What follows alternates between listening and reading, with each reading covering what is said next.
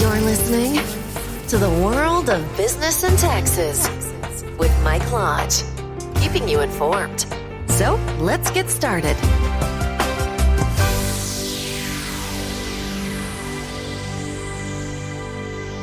And welcome to the WBT. This is Michael Lodge. Again, back to talk about taxes and business and learning about taxes and business and talking about taxes and business. So tonight we're on lesson 7 of our Starting a Business podcast. Started this several days ago and we're now on number 7, so it's been 7 days of you guys listening to me doing nothing but talk, which is not all that pleasant sometimes.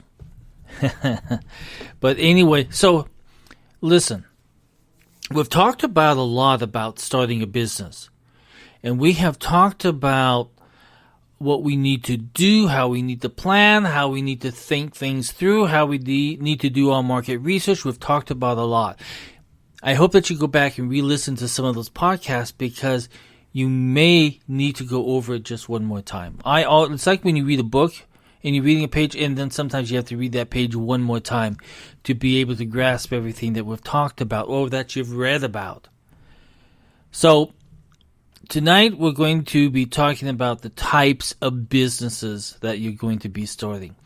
And that is one of the first decisions you will make in this type of business you will open. What type of business are you going to open? That is the question.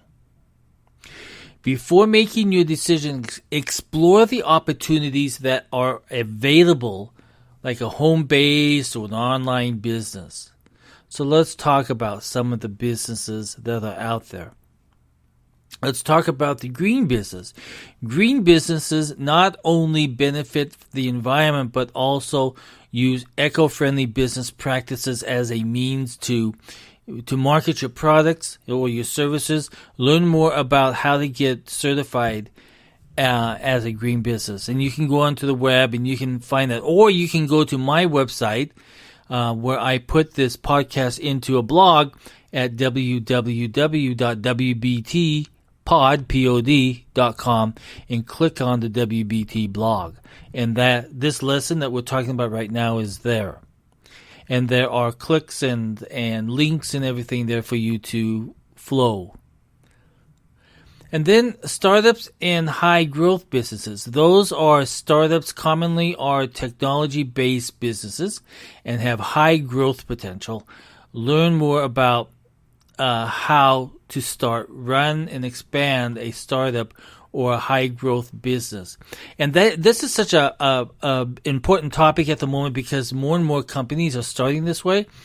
So I'm going to do a podcast and also a blog that covers how to start up a high-growth business. And there's going to be a whole bunch of different things. Keep referring back to my WBT podcast and look at the blog also because I'm going to publish one in the next couple of days on the startups and high growth businesses because there's a lot to know in that. And if you're thinking about that, you really need to read the blog that I'm going to be writing.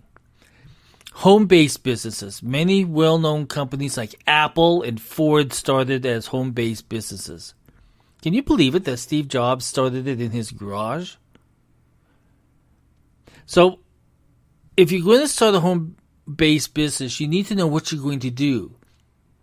And you need to know exactly how you're going to set it up as a home-based business and what you need to know to comply with the laws and regulations of a home-based business. And we'll go through that later on when we get into more depths of the formation of the businesses. Well, I'm going to do a podcast on that, so stay tuned. Then, if you're doing an online business, establishing a business presence on the internet can be a great way to sell and market goods and services. Learn more about how to start and manage an online business also. And there are so many different things that you need to know about online businesses, trademarks and licensing and everything else, and sales and use tax, everything. Then if you're thinking about there's another form of business which is called a franchise business. You can go out and you can purchase this franchise. Franchises can provide an opportunity for ready-made business success, but they come with a variety of challenges. And so you need to know what those challenges are. Study the franchise business before you even think about putting some money into one. They can make you money, but you need to know the rules. And then you can also buy an existing business.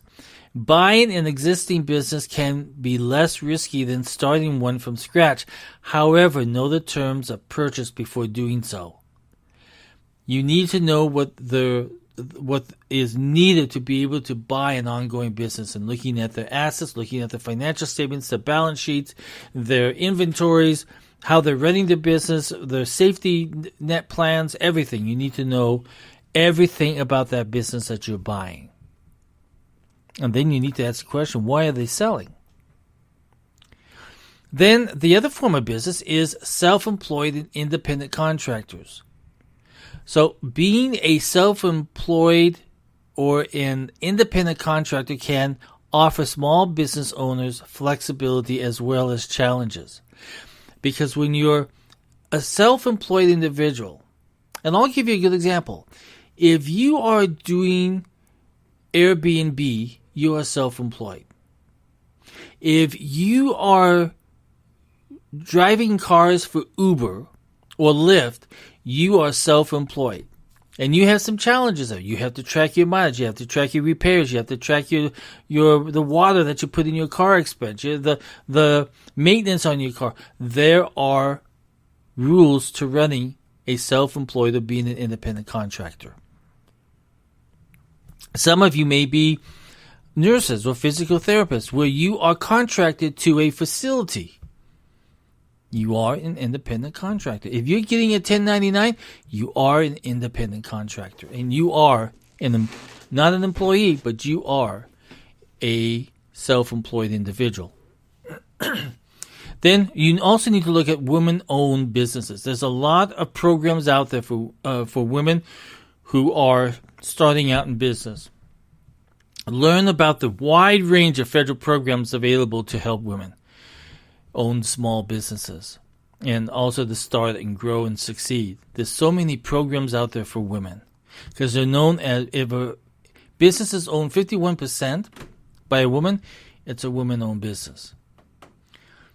Veteran-owned businesses. Starting a small business is a tremendous opportunity for veterans. The federal government has programs for you, specifically for veterans in the military community. You can find those out. In fact, you can find that out by going to the SBA website, the Small Business Administration website, and they can give you a lot. Excuse me. People with disabilities. Starting a business can be a great opportunity for those with disabilities because of benefits such as work flexibility. And there are programs, again, for those individuals out there by the federal and also some state programs and also down to the city level. So if you have a disability, there are doors open for you.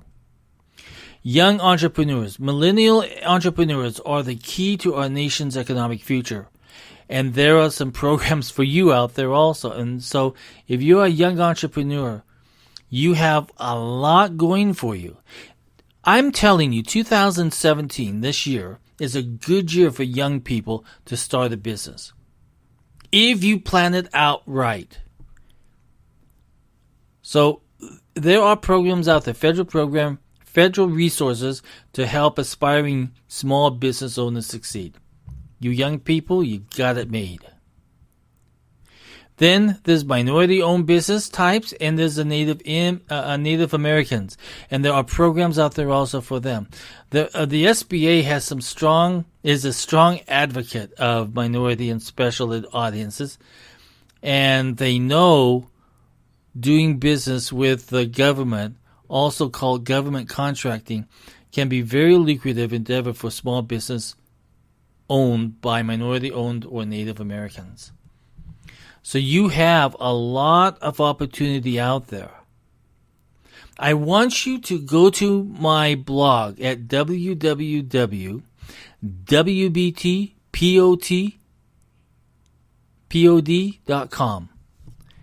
Again, www.wbtpod.com. And click on the blog. And I've given you a lot of resources there and a lot of explanation as to the different types of businesses that you can form.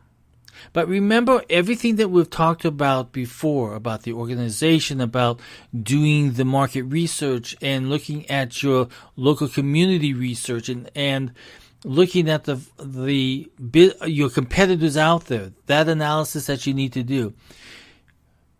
You have to decide what type of business that you want to be, and then you need to start doing all the work that I've already laid out for you that is needed to be able to build a solid business and a solid business plan. So I want you to not forget, because a lot of you think that, okay, I'm starting this business and I'm probably starting it on my own. But let me tell you, there's a lot of people such as myself and other accountants and business advisors and SBA and your local Chamber of Commerce has advisors that are volunteers that will help you and kind of guide you along as mentors. I do it for all new clients that come in to us when they're starting a new business and we're forming it, when we're getting all of the accounting stuff ready for them to work with, to sit down with them. I always sit down with them and we kind of plan it out. And I ask them questions. Have you done this? Have you done that? Have you done this analysis? Have you? And I know that they get really tired of my questions, but at the end, when the business is going very well, they're very thankful that I kind of pushed them on that. There are so many people out there wanting to start a business, but they just don't know how. And I hope that these series, we're on series number 7 today, and this is knowing what type of business that you want to open. But all the other series that we've done, 1 through 7, have really laid the groundwork for you to know what to do and what to think about and the questions to ask. Don't be afraid to ask questions of people that know business. They're going to answer you.